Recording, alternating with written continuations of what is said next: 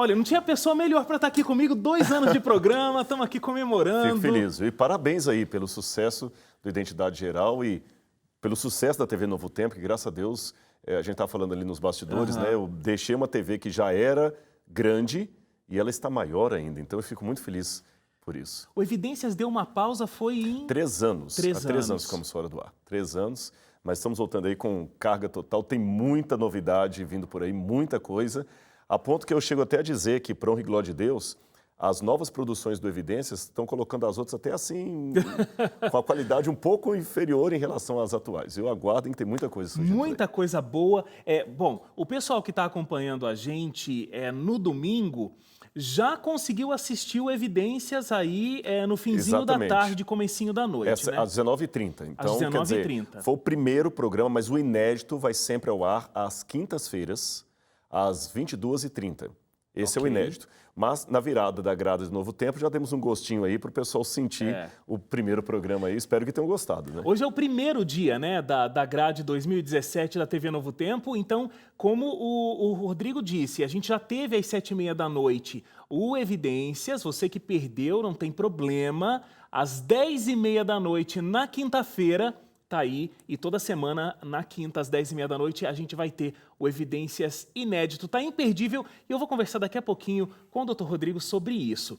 Mas, olha, eu falei um pouco aqui do teu currículo, né? Graduado em Teologia, Filosofia, mestre em Teologia Histórica, doutor em Teologia Bíblica, com pós-doutorado em Arqueologia Bíblica pela Andrews, e tem um segundo doutorado em Arqueologia Clássica pela USP, que o senhor concluiu agora, 2015. 2015, exatamente, recentemente. No meio de todo esse currículo, doutor Rodrigo, onde é que começou a surgir o seu interesse pela arqueologia? Imagino que não foi aí fazendo um pós-doutorado. Isso já veio antes. Na verdade, há alguma coisa que é difícil de explicar qual foi o start. A gente dá um testemunho, mas a explicação do porquê é meio difícil. Quando eu fiz a faculdade de teologia, na graduação você se encanta com tudo. Eu queria estudar teologia sistemática, bíblica, tudo. Me encantava. Tive o privilégio recentemente de viajar com o Dr. Amin Rodor, que foi meu professor, e falei com ele como é que me encantava com as aulas dele. Quando eu comecei a fazer o mestrado, eu fui fazer com os jesuítas e fiz na área de história, patrística. E já indo para o doutorado, a gente tinha que fazer uma classe de arqueologia, o minor e o major. O minor é quando você faz uma área menor que você contempla no seu doutorado e o major é a sua concentração principal. A minha concentração principal ficou em grego, Novo Testamento, Evangelho de Lucas. Mas a menor, eu fui para Israel e fiz ali com a Universidade Hebraica uma especialização em arqueologia bíblica. Na verdade, o interesse na época era apenas conhecer Israel. E aproveitei então e fiz ali.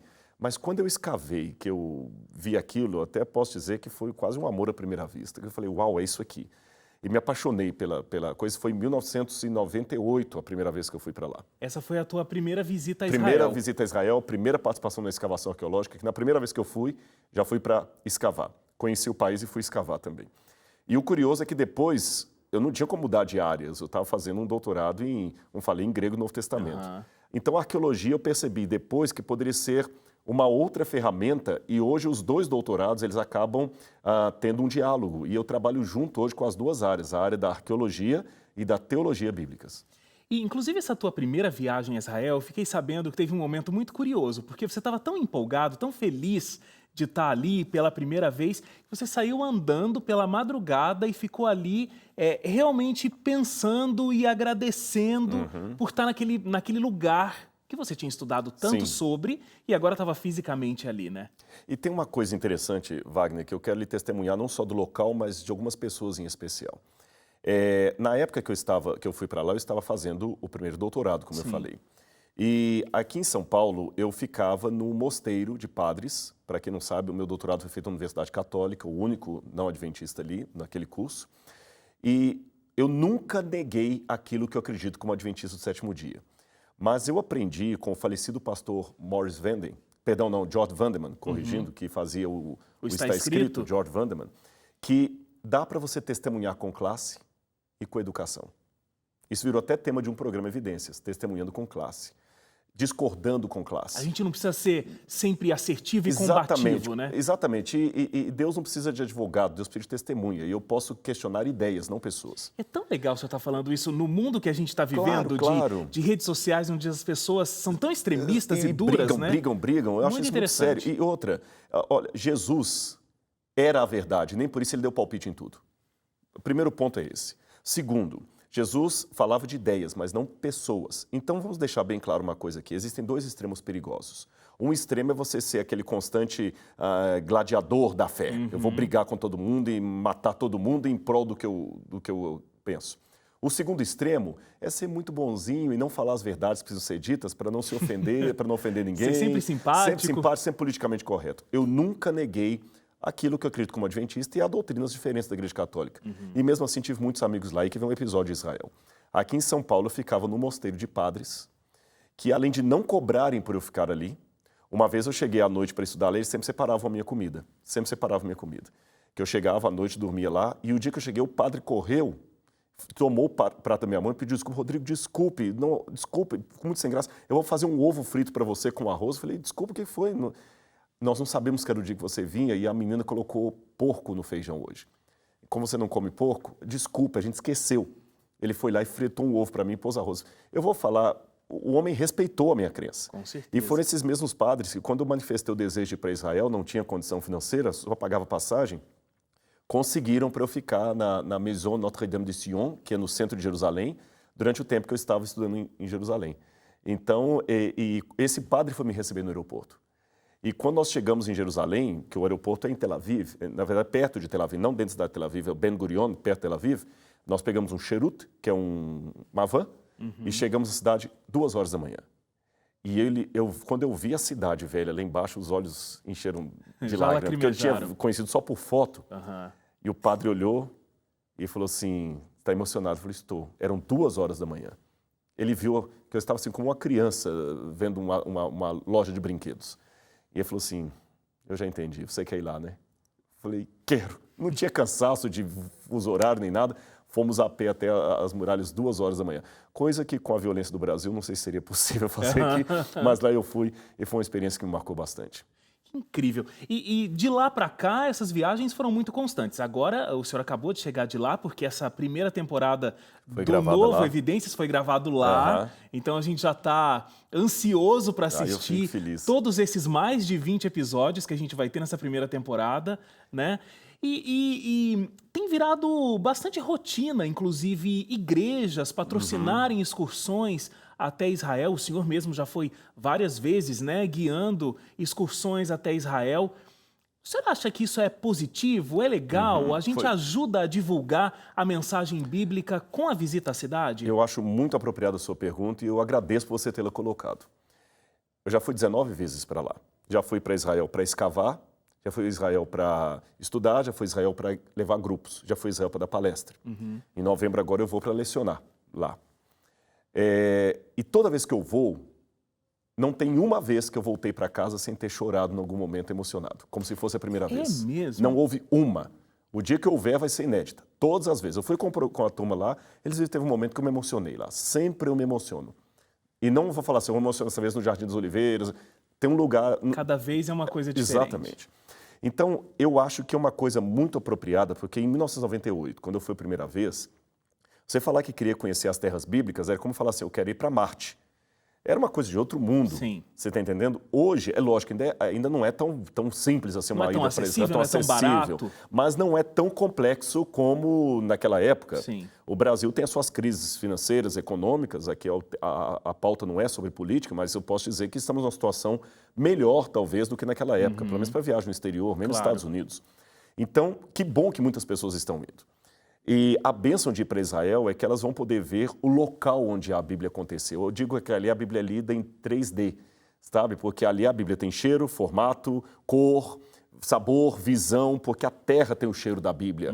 A Bíblia fala do cominho, a Bíblia fala do zata, a Bíblia fala de temperos que a gente não sabe como são, a Bíblia fala do mel de tâmara, tanta coisa.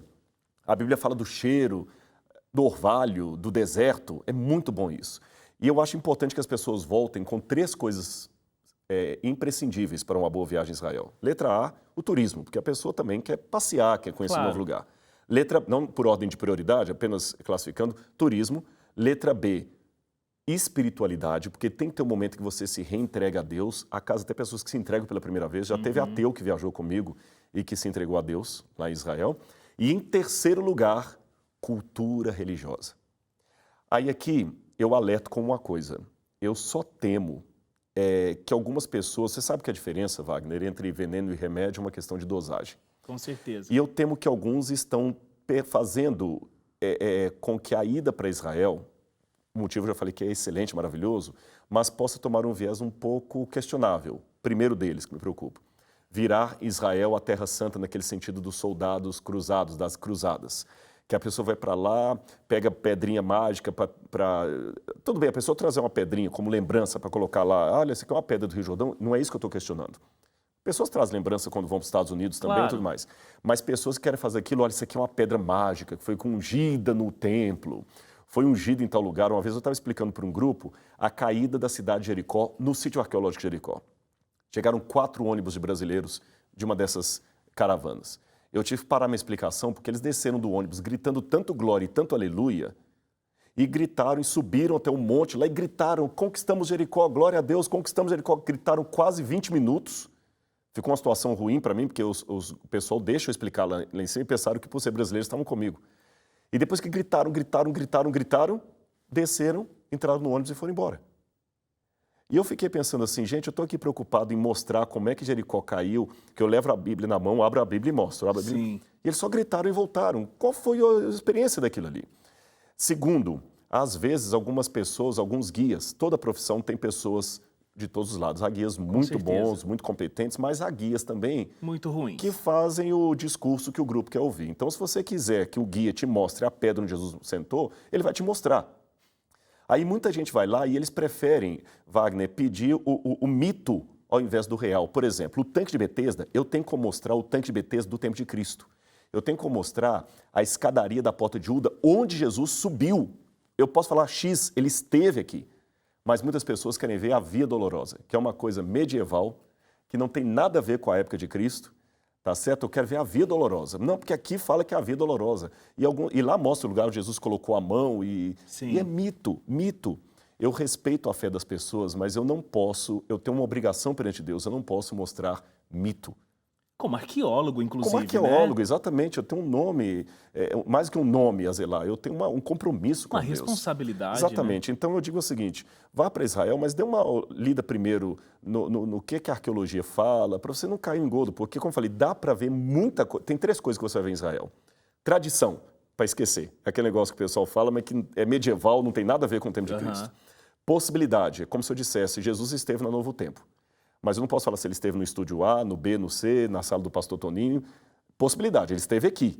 E X são aqueles lugares que eu posso falar, aqui dá para marcar com um X que ele esteve. Dá para ver, principalmente o X em Israel, sem precisar apelar para o mito, para a idolatria da Terra Santa.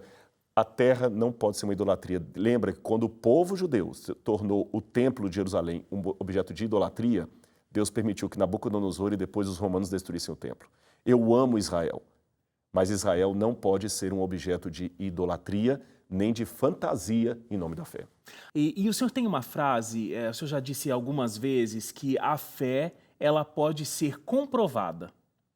Isso é muito forte e pode até confundir algumas pessoas que têm aquela sensação da fé como um simples sentimento. Como é que eu posso comprovar um sentimento? Como é que eu posso comprovar a fé? Como é? Que isso pode acontecer. Isso muita gente não aceita, até teólogos até que falam do leap of faith, o pulo da fé, o salto da fé, que a fé é pular no escuro. Uma vez um aluno falou assim, professor, mas a fé é como salto no escuro? Eu falei, tá, mas a fé você pula, mas para você pular no escuro, você tem que ter uma plataforma. Tem que estar apoiado em algum lugar. É isso que as pessoas não entendem. Realmente a fé é um pulo no escuro, mas para eu pular no escuro, antes de pular, eu tenho que ter uma base. Você não pula no escuro flutuando no ar. No ar você não pula em lugar nenhum. E essa base para mim que é a evidência, Wagner. Por quê? Olha bem, o Deus da Bíblia, pelo menos aquele Deus que eu vejo na Bíblia, ele tem 2 coisas que se chocam com a ideia comum que as pessoas têm de fé. Em primeiro lugar, esse Deus admite sem questionamento. Esse negócio da fé, não pode perguntar. Se a fé não admite questionamentos, Abraão, que é o pai da fé, Quando ele abre a boca na Bíblia pela primeira vez, não é para expressar uma certeza, é para expressar uma dúvida. Pode olhar no Gênesis, quando Deus fala, Abraão, vou te levar até... Como será isso, Senhor? Peraí, impossível, eu sou velho, eu estou aqui, como é que eu vou ter um filho? Jesus, que é a própria essência de Deus em forma humana, encarnado em forma humana, ele termina o seu ministério dele na cruz com uma expressão de dúvida. Deus meu, por que me desamparaste? Eli, lama sabachthani, por que me desamparaste? Então Jesus perdeu a fé? Eu penso que não. Eu penso que Abraão também perdeu a fé? Não, a fé tem uma conjugação com o questionamento. E o próprio Deus fala, vinde, arrazoemos, fazei prova de mim, diz o Senhor. E a segunda coisa na Bíblia que mostra que Deus é diferente da ideia popular de fé, é que ele, antes de pedir alguma coisa, antes de dar uma ordem, ele apresenta, ele revela as credenciais dele. Olha os mandamentos para servir de ilustração. Ele não começa, não terás outros deuses diante de mim. Nós erramos, a gente pensa que os mandamentos começam com a ordem. Primeiro mandamento, não terás outros deuses diante de mim.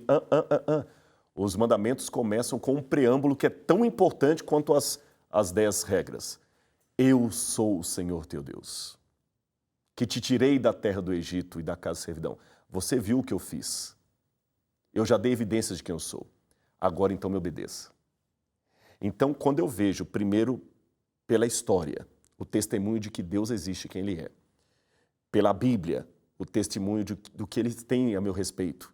E pela minha relação com Ele, aí sim, uma vez que eu tenho essas evidências, eu posso ter uma fé suficiente para me ajudar no momento em que eu não tiver explicações. Por exemplo, se o seu pai está pagando a sua faculdade lá, ou um benemérito qualquer está pagando lá a sua faculdade, e toda vez ele deposita. Ele deposita uns 10 dias antes. Não é? E você sabe que ele tem dinheiro, ele prometeu, e você vai à faculdade, eu vou estudar porque ele vai dar. Você não pede, você conhece ele, já tem lastro. Mas um belo dia o dinheiro não cai na conta. Você não tem a explicação. Mas você não vai de cara falar assim, ele me abandonou, ele deixou de ser o mecenas que ele era, ele não gosta de mim, ele é pobre. Não. Você fala assim, alguma coisa aconteceu que eu não sei o que foi. Justamente pelo histórico. Exatamente. Mas pelo histórico, eu sei que ele não me desamparou. Talvez atrasou no banco, talvez ele esqueceu de depositar, mas ele não me desamparou. Agora, se for um completo desconhecido, se você for agora vender o seu carro, você não vai chegar num desconhecido na rua e falar assim, tá, deixa o carro comigo, eu te mando o dinheiro amanhã. Você não vai fazer uma loucura dessa? Mas se for um amigo íntimo, que você sabe que tem lastro, você deixa o carro e nem pega o documento. Então, a fé é aquela capacidade que eu tenho de acreditar em algo de Deus sem ele precisar de assinar nada, porque ele já demonstrou quem ele é. Aí sim entra a fé que não precisa de evidência. Mas para essa fé não precisar de evidência, ela demandou uma evidência anterior. Eu sei quem está me dando a ordem. Olha, é tão bom ficar ouvindo o doutor Rodrigo falando aqui que eu nem quero mais fazer pergunta, quero só continuar aqui prestando atenção. Ó. Mas eu vou fazer mais uma. Fé e religião, ao longo de toda a história desse planeta, elas tiveram momentos em que elas andaram juntas, a sociedade, né, as colocavam juntas, em outro momento separadas, outro momento estavam juntas de novo, separadas.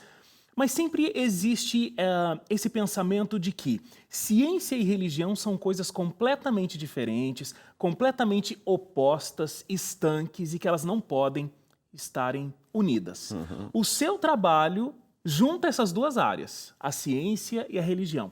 É possível? Completamente. E, especificamente no caso da ciência e da fé, a prova maior de que ciência e fé podem andar juntas é que os pioneiros da ciência, os pioneiros como Louis Pasteur, Da Vinci, Nicolau Copérnico e todos os que eu posso falar, estou falando de ciência pura. Isaac Newton, eram pessoas de fé. Se a fé e a ciência são incompatíveis, então eu tenho um dilema aqui. Aí eu devolvo agora a pergunta. Se ciência e fé, as pessoas me perguntam, ciência e fé são compatíveis? Eu vou devolver a pergunta. Se a ciência e fé são incompatíveis, como é que elas andaram juntas nos primórdios da ciência do século XVI? Estou falando da ciência moderna. Elas andaram juntas, elas romperam na frente. Então, na verdade, houve um tempo em que elas foram compatíveis. E atualizando a questão, se hoje elas continuam compatíveis, porque eu tenho uma grande quantidade de cientistas que são crentes. Também não faz sentido, tá certo? Dizer assim, Acreditar em Papai Noel é incompatível com o academicismo, porque Papai Noel é uma crença de infância. Aí o Stephen Hawking, desculpa, o Richard Dawkins diz, adultos que acreditam em amigos imaginários são estúpidos, porque Deus é como Papai Noel. Ele está sendo ridículo em dizer isso, por quê? Eu não conheço nenhum PhD que acredita em Papai Noel, pessoa que está em sua sã consciência. Nenhum. Mas eu conheço vários PhDs que acreditam em Deus. Então, a comparação não é exata. Deus não está na mesma esfera de Papai Noel, porque eu não encontro nenhum PhD lúcido que acredita em Papai Noel, mas encontro vários deles que acreditam em Deus. Então, de novo, eu termino com a pergunta. Se ciência e religião, se ciência e fé, foi a sua pergunta, se ciência e fé não podem se harmonizar, o que eu faço com o início da história da ciência moderna no século XVI e o que eu faço com essa grande multidão de cientistas que ainda continuam acreditando em Deus, mesmo com o olho no microscópio, no telescópio? E essa sua resposta é muito interessante porque ela é baseada em fundamentos, em conhecimento e em história. Não é simplesmente uma fé. Olha, eu sou cientista, mas eu também sou cristão. Acho que pode dar certo. Não, existe um fundamento histórico. É claro. E eu acho que é por isso, né, que você conseguiu fazer tanta coisa nessa área, misturando televisão, misturando ciência e misturando religião. Entrar nos museus que você já entrou não é simples para poder gravar. Estar em alguns lugares onde a ciência emana, não é fácil entrar ali e gravar. Ter ido tantas vezes num programa reconhecidíssimo como o programa do João na Globo e falar da sua fé, que depois até viraliza nas redes sociais, né? É muito engraçado. É porque realmente você tem essa convicção, né, Rodrigo? E baseado em fatos. Então dá para ser cientista e dá para exercer a fé também. Mas acima de tudo o que eu peço a Deus são algumas coisas, Wagner. Letra A, que Ele me use, que eu não o atrapalhe. Letra B, que tenha sempre a consciência que Deus não fez nada para precisar de advogado. Deus precisa de testemunha. Há muitas pessoas que pensam, eu vou defender Deus. Deus não precisa de advogado. E se Deus precisasse de advogado, Ele teria pessoas mais competentes que Rodrigo Silva. Deus precisa de testemunhas. Terceiro, Deus pediu para eu ser diferente, não ser esquisito. Quarto, entender que, como eu falei aqui, eu não vou dar palpite em todas as áreas. Jesus era o dono da verdade, não saia dando palpite em tudo. E às vezes a diferença entre a sua opinião e uma pizza é que a pizza eu pedi. Então tem pessoas que gostam da opinião em tudo, você está entendendo? E finalmente, entender que eu sou um servo dele. Ele me chamou para pregar esse evangelho. Você entendeu? Uma coisa... Eu posso falar até de maneira secular isso aqui. Se eu tivesse o conhecimento privilegiado que o tsunami iria arrasar aquela cidade ali e não avisasse ninguém da vinda do tsunami, eu seria um assassino. Tá certo? Se eu tenho o conhecimento privilegiado que o tsunami vai chegar e vai arrasar no local e eu tenho tempo hábil para avisar as pessoas, eu vou avisar, mesmo que eu pareça louco, mesmo que nem todas me ouçam, mas eu vou avisá-las. E eu tenho um conhecimento, quando digo privilegiado, não é que foi dado só a mim, foi dado a todos que querem recebê-lo. É o conhecimento da revelação de Deus através de Jesus Cristo na Bíblia. Eu creio nisso. E, como dizia já o apóstolo, ai de mim se não pregar o evangelho. Olha, gente, é isso que está de volta aí, ó, na tela da Novo Tempo, programa Evidências. A partir de hoje você já acompanhou, né, às 7h30 da noite a estreia e quinta-feira tem de novo às 10h30 da noite, todo especial, gravado lá em Israel, e a gente tem 20 e tantos episódios de Rodrigo Silva em Israel, explicando pra gente aqueles lugares incríveis, é isso? É isso. E olha, deixa eu dizer que não foi fácil, porque as pessoas podem ter uma ideia assim, o pessoal foi passear em Israel. Não, não foi bem isso.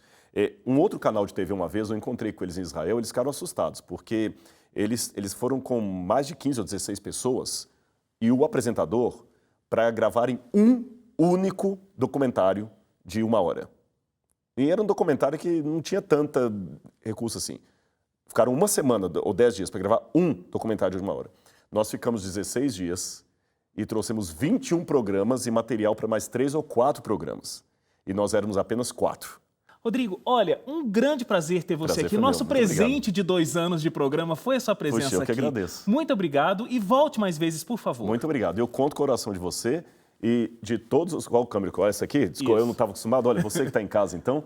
Muito obrigado por sua participação, eu conto com sua oração, não só por mim, mas por toda a grade da TV Novo Tempo. E estamos aqui realmente para anunciar para você que a vida tem um propósito, Nós temos um Deus e Jesus em breve voltará. Muito obrigado pelo seu carinho, pelo seu apoio. Estamos aqui para servir vocês.